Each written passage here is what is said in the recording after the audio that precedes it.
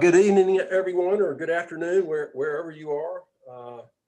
Welcome to our event from Square Books with Rick Bragg today.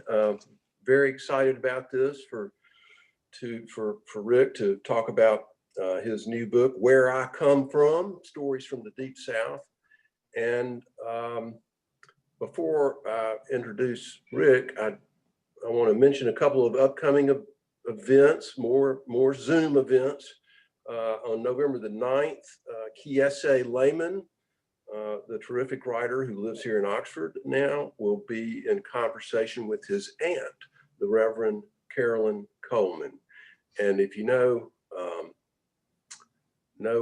about Kiese, I know you're going to be here. And if you don't, I would encourage you just to get on this event, just to get acquainted with him. He's a terrific writer.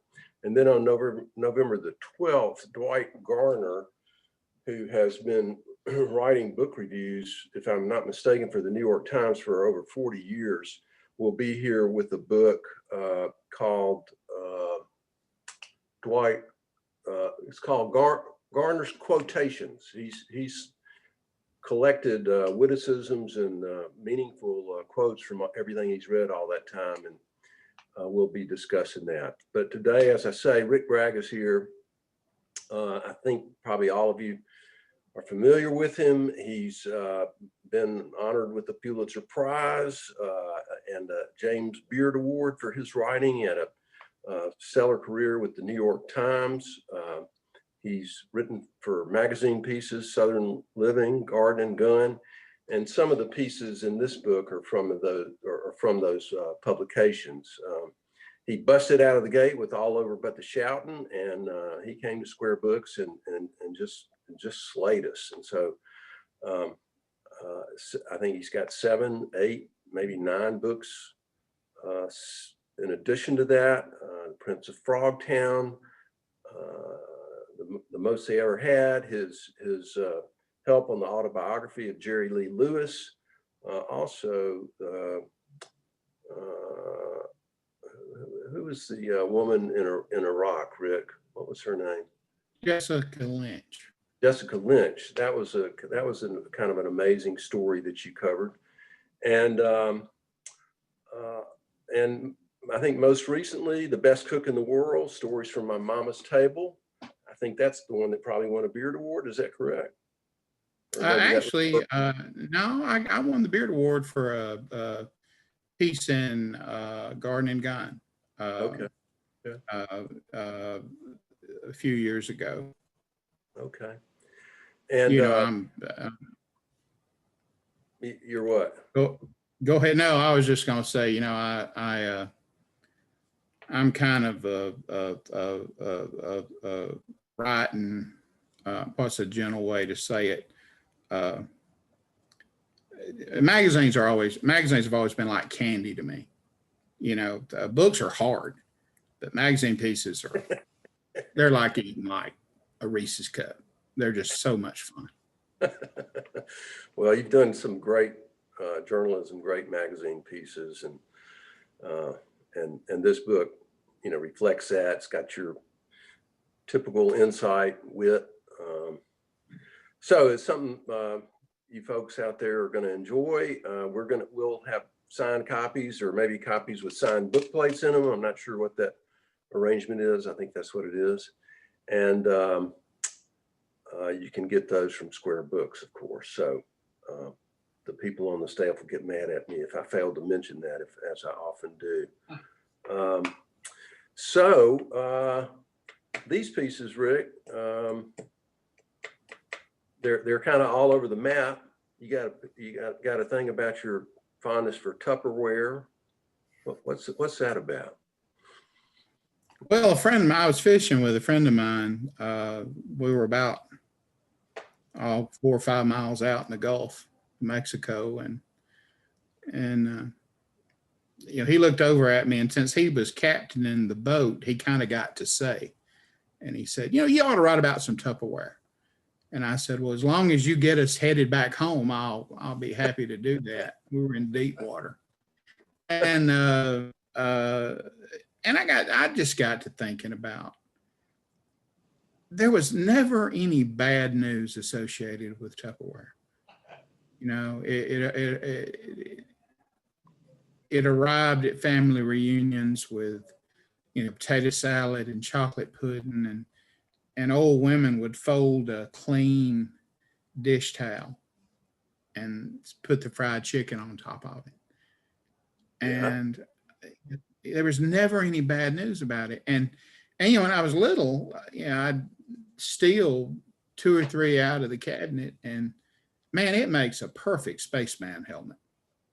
You know, I mean, and I'd put one on me and put one on my dog, and you know, we were spaceman Spiff, and we were ready to go, and I was Spartacus, you know. So yeah, I just stories in this book. Go ahead. Oh, I was going to talk about, kind of go back to magazines for a second, and I was just thinking, you know, the magazine business has changed quite a bit. And what is your view of that over your career as a writer? What have some of those changes meant to you? Well, I think you know, thank goodness there is still the long, thought-provoking story, room for the long, thought-provoking story, you know, that changes the world. You know, those pieces that uncover, you know, political or global atrocities and wrongdoing. Thank God they're still out there and they're still being done. But they, you know, I think there is a tendency toward brevity. And one of the things that I was never any good at was writing short. And I have learned in the past decade or so that you know, I cut loose and still do you know, a 2 or 3, you know, even a 4,000 word piece, but mostly it's, you know, a 1,500 word piece on you know, why like when BP fouled the Gulf. You know, I wrote a long piece about just how what that just threatened to ruin, not just in a physical way, but what it ruined in our memory. You know, the memories that it would just foul and begrime and strip away. But you know, I also do an awful lot of, you know, letters to Santa. You know, I'll write a letter to Santa every year wondering why in the hell I haven't gotten a Camaro, you know, and you know, why only rich folks have a ghost. You know, at Halloween, all the ghosts in the Deep South belong to rich people. They're all in Savannah at the top of some mansion standing up on the rampart. You know, poor people don't have a rampart. They got a carport. And so I've learned to write short. And I think that goes back to being a newspaper guy. I worked, and I think he might be online. I hope he is. But I worked for a sports editor at the Talladega Daily Home named Tommy Hornsby.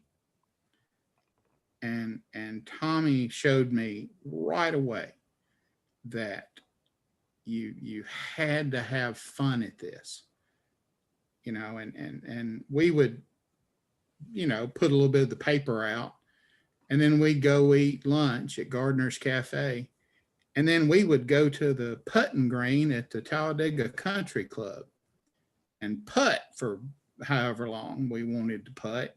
Now, I wasn't a member there, and I don't think he was either.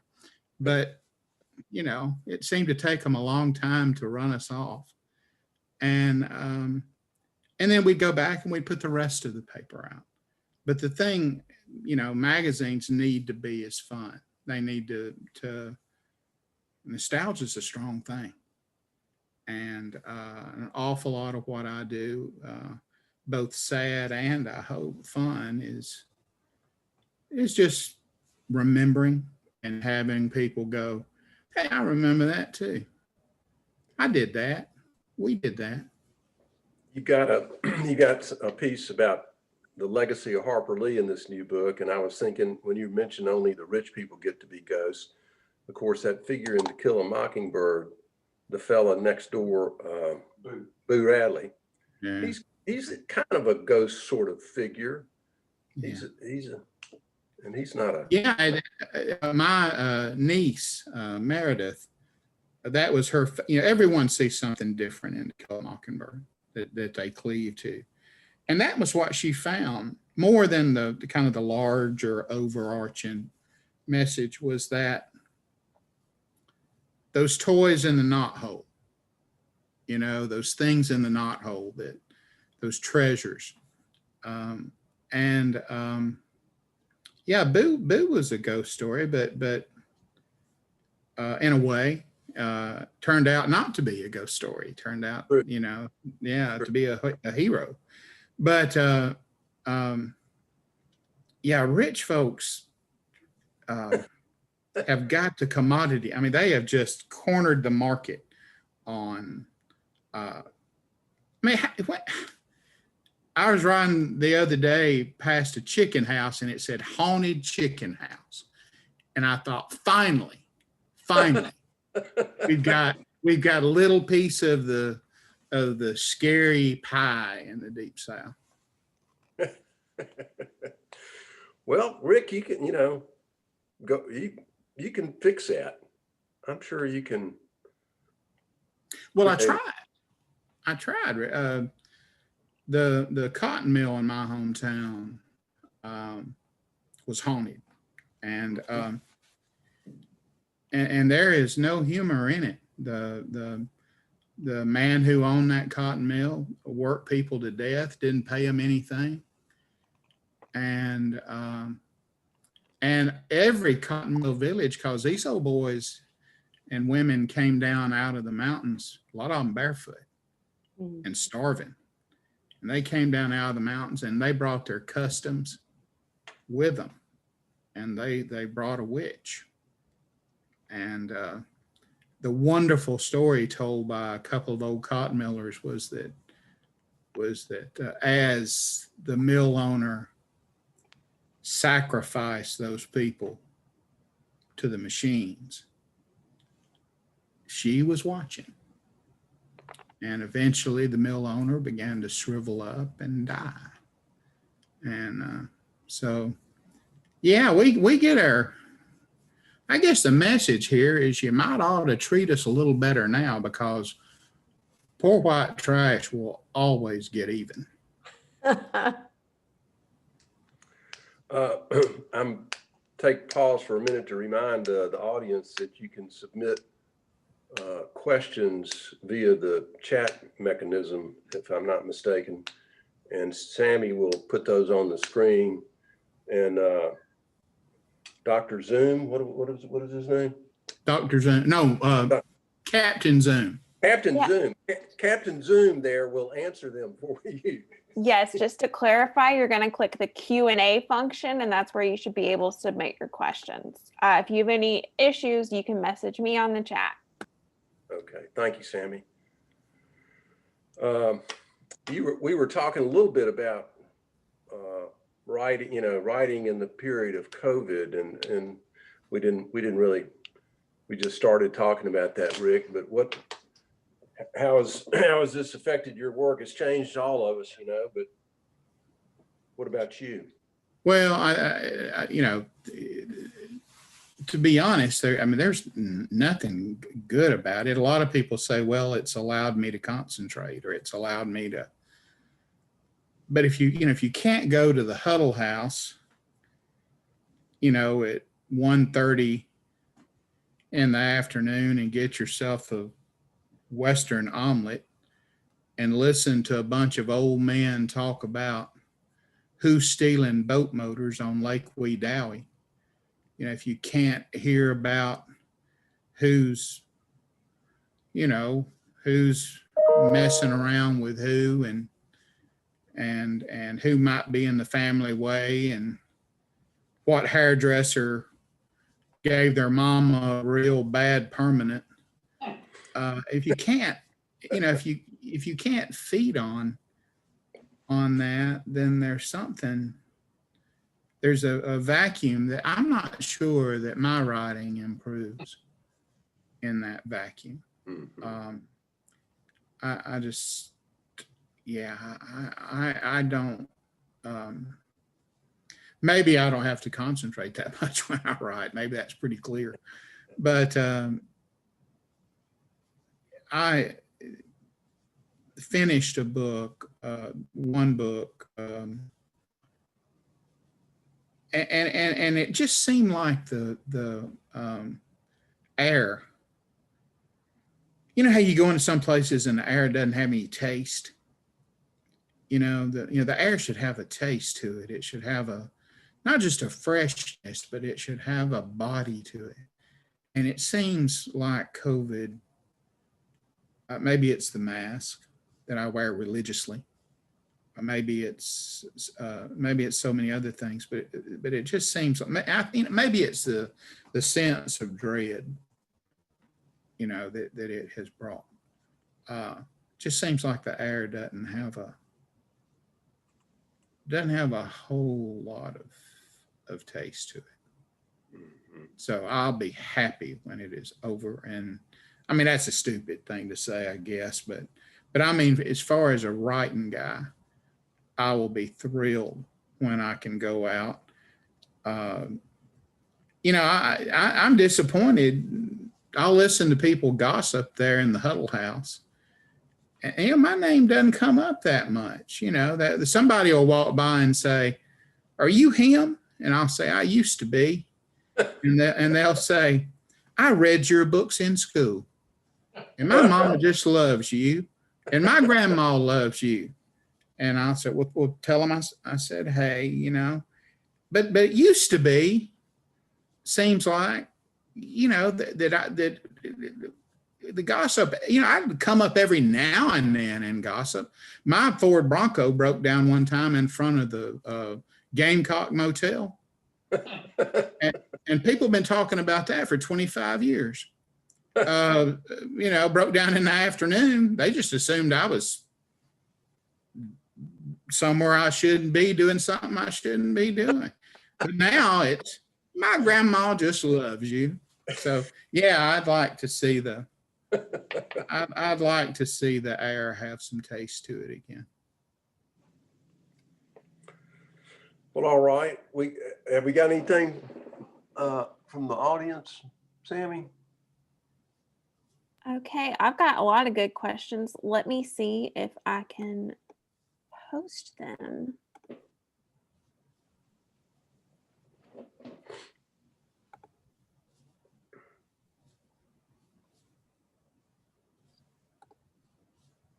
Okay.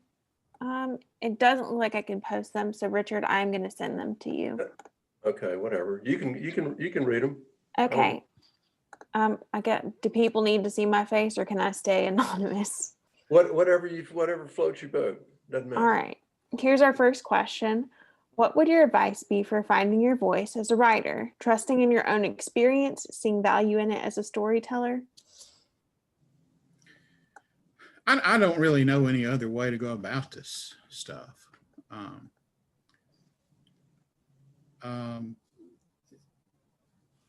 grew up with the best storytellers on the planet. I've said this before, but I grew up with the very best talkers. I mean, they could make you hear the chains rattling in the pocket of the deputy that was chasing them down an alley. They were just good at it. My Uncle Jimbo died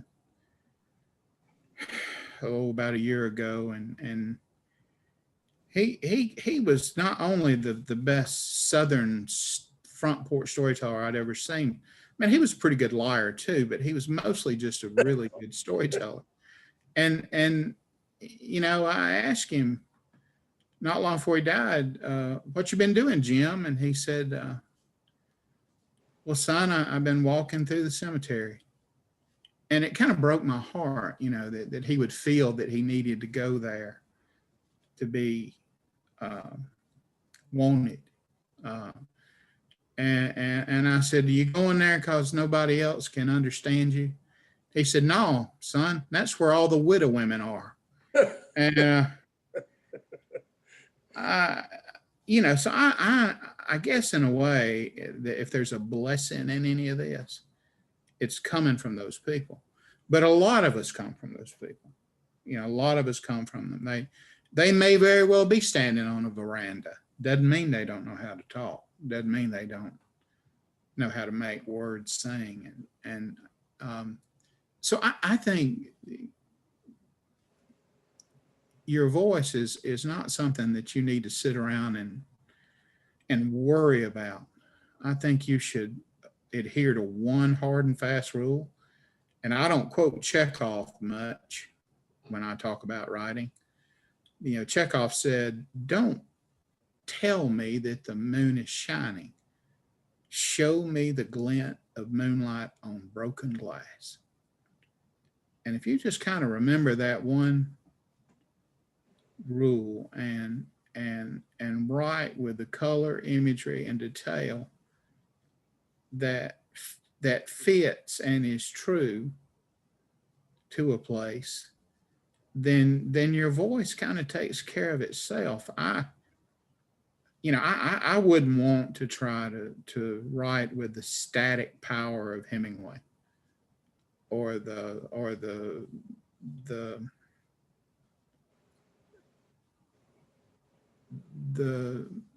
kind of authority that you see Faulkner write with. I mean, Faulkner write a line about people that he had nothing to do with in life, but there would be a great authority in it. You know, he'd make you feel like he lived inside the skin of the Snopeses, and he didn't. I'd rather write like McMurtry. McMurtry could make a character get up and spin around in its skin. I mean, he could, Cormac McCarthy wrote about darkness maybe slightly, with this great power, but McMurtry was the best I've ever seen at making a character take on blood, take on blood and skin and teeth and bone. So, read all these great people and put your own damn 2 cents worth in there. And I think it works. I didn't mean to run so long on that, but that's something now that I've got old, I think about more than I used to. No, that's good. That's good. I think that was a great answer. Our next question is from Marianne. How did you choose the stories for Where I Come From? Well, we did a collection about 4 or 5 years ago, before The Best Cook in the World. Best Cook in the World took a long time to do. It was like 500 pages long, and it was a food memoir. But it was a heave. There was some heavy lifting in that book. It was because there were so many interviews to do to find the timeline and all that. But I had done this collection called My Southern Journey, which was similar to this book. Chronologically, of course, the stories were earlier. And I thought to myself after doing that, it's a whole lot easier to do a collection than it is to like hammer at something for 5 years, if I was going to be honest. But I found that, the folks that kind of helped me run my writing life said, hey, maybe it's time for a new collection. And so I wanted the stories to be more recent, of course, than the other collection, but I also wanted to try to find some stories that were on the edge of maybe slipping away. And that happens, to magazine stories sometimes. And like, for instance, I had done a piece about, in anticipation of Billy Graham's death, about the power of his voice, especially for a sinner like me,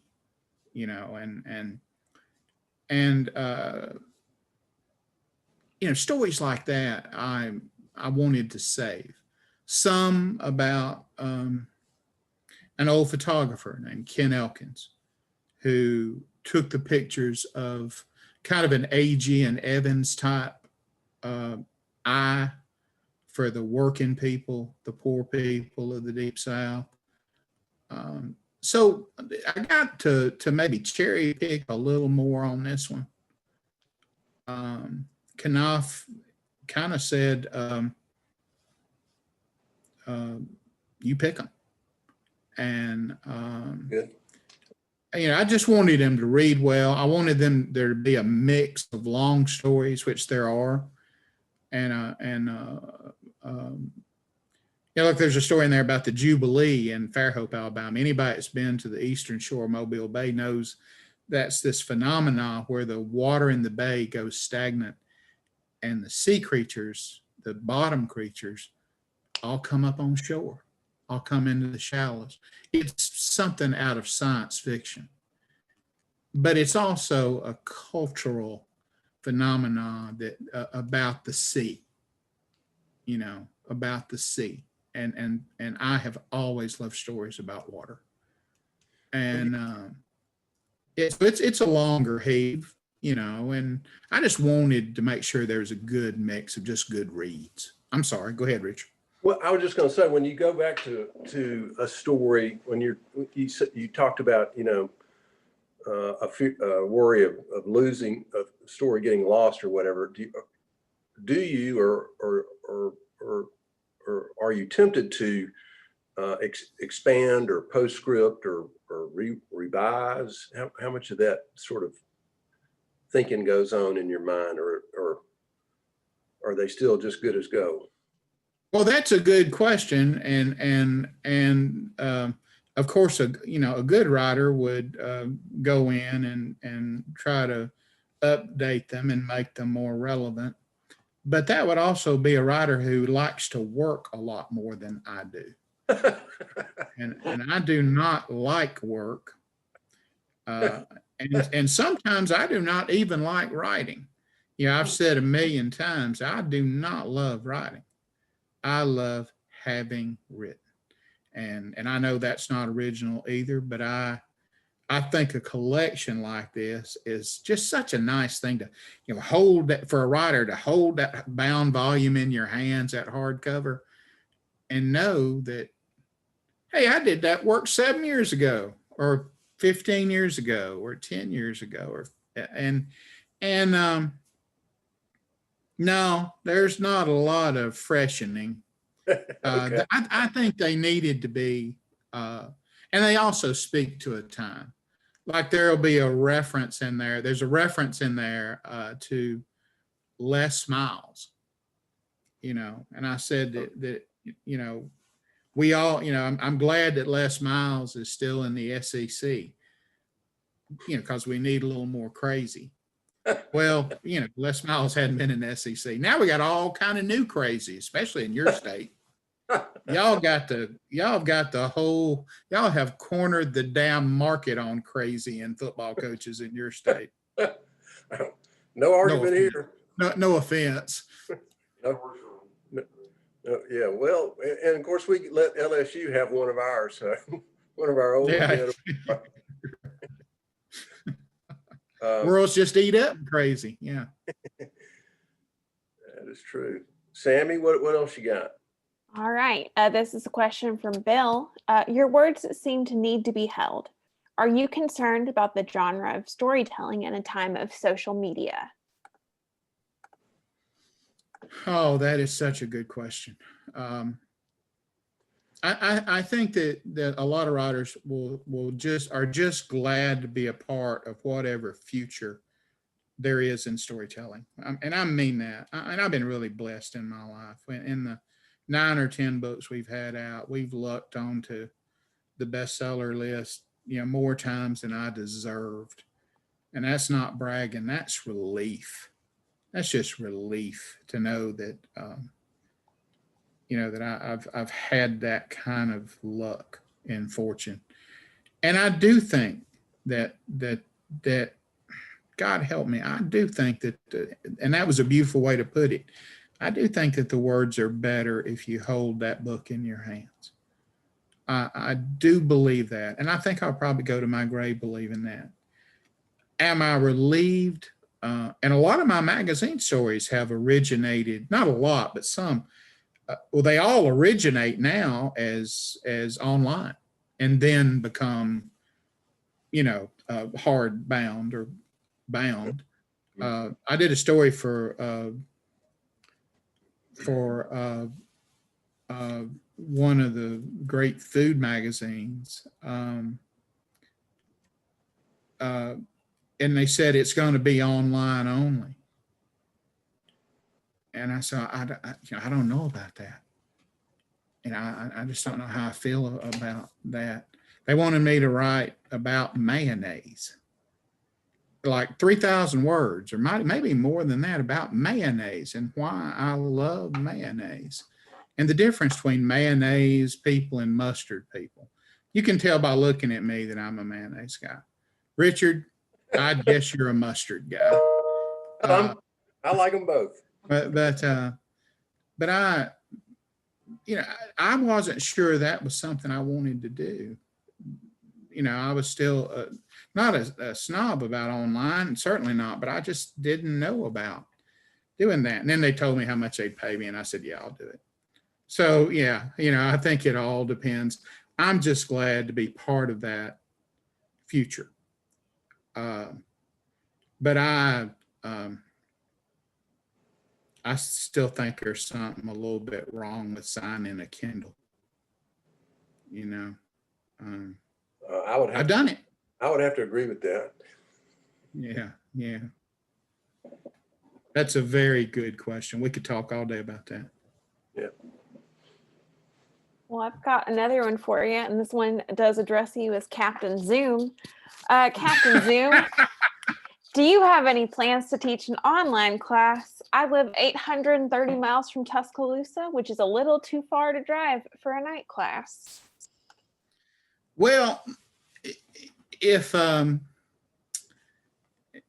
you had asked me this time, last year, if I had any interest in teaching anything online, I would have said it'd have been like the mayonnaise story. I would have said no, probably not. But I've been forced with COVID to rejoin the century. I've been forced to kind of rejoin the world. It's a good thing to be picturesque, but I have to. I teach my class at the University of Alabama. We did an in-person meeting, but because of COVID, and I have an elderly mom, and I have had some health trouble. I had non-Hodgkin's lymphoma, so it would have been dangerous for me to teach in person. So I have taught mostly online, and it's hard. I'm not going to lie, it's hard. But there may come a day when I do more of that.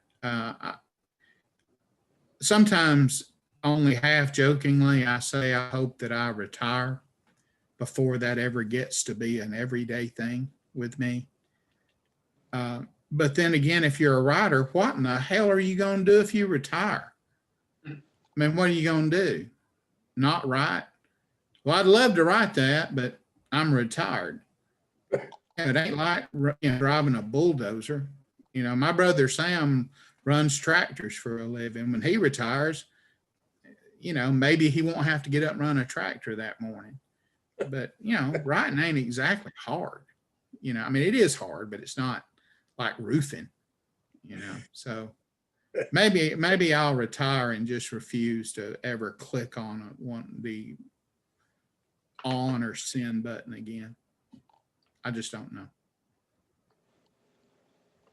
Well, I know you're teaching journalism at Alabama, and much of that is, all of that is Zoom now.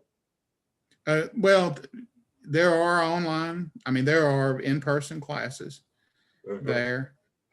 Some of us professors who, are older or have a health complication, we don't have any choice. I need to not get that disease. Right. And it's, I mean, I'm not going to lie, it's hard. It's harder to, it's not that having me in the room is a great benefit. It's not that but I do think that there are things to say about writing that need to be said in person. And so I just do the best I can, Yeah. All right, I got another question for you from Suzanne. Suzanne Okay. says, one of my biggest challenges is writing about family because it's not always flattering. What are your thoughts on allowing family to read drafts in which they may not be portrayed in the best light? Well, I have always been lucky with stories on family because while there was grit and some sadness and violence in there, there was ultimately nothing in it that I was deeply ashamed of. And by that same token, little in it that my kinfolks were, ashamed of.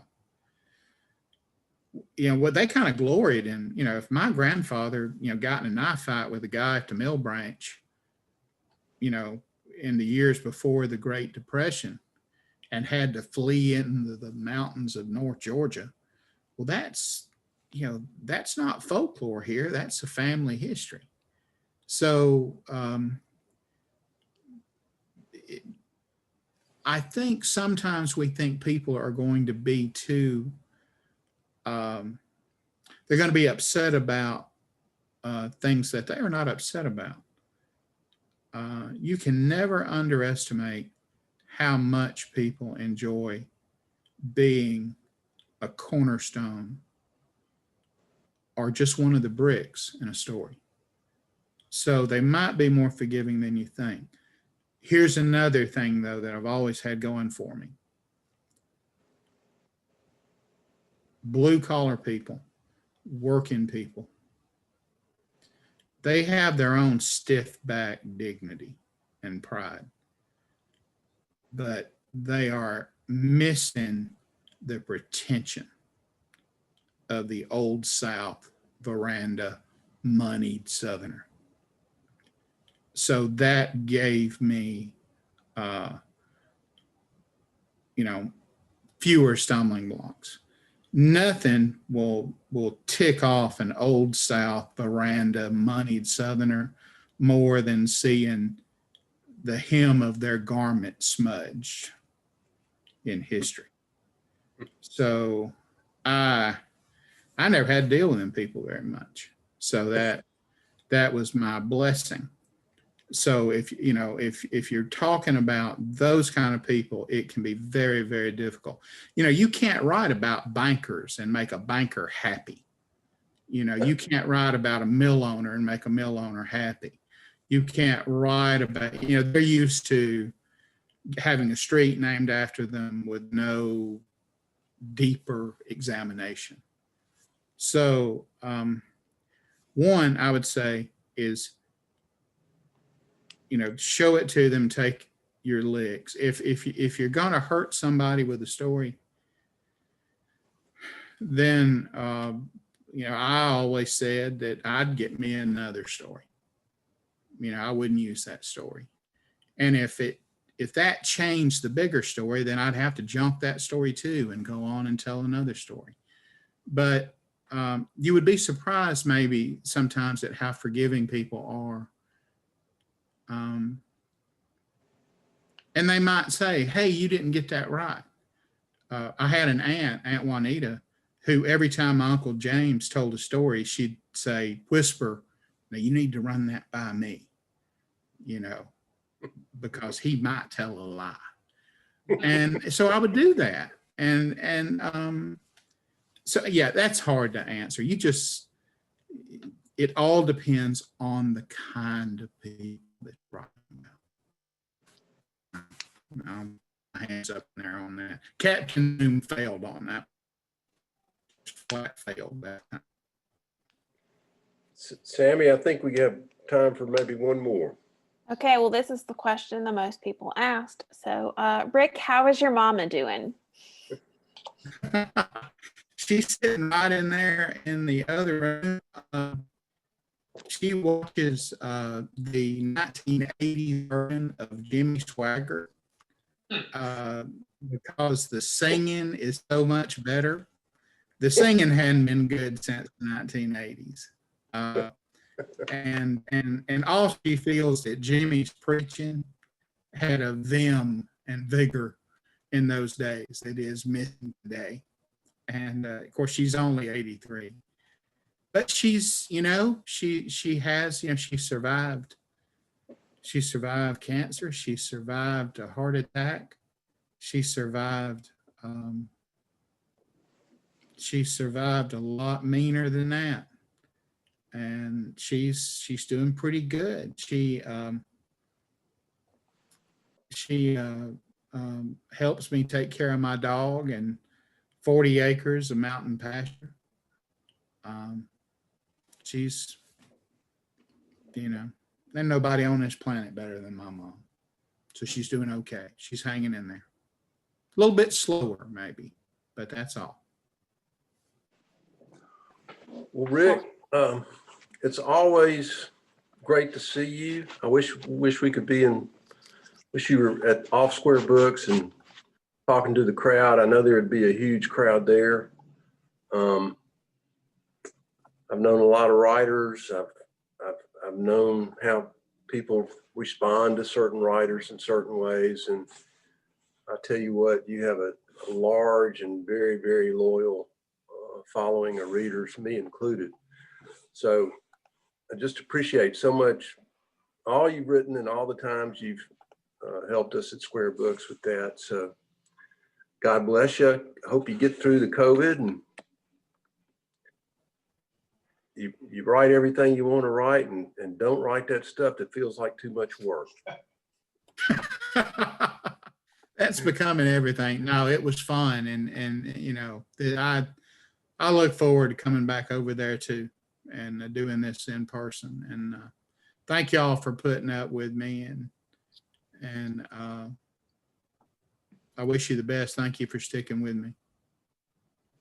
All right. And you can get a signed copy of Where I Come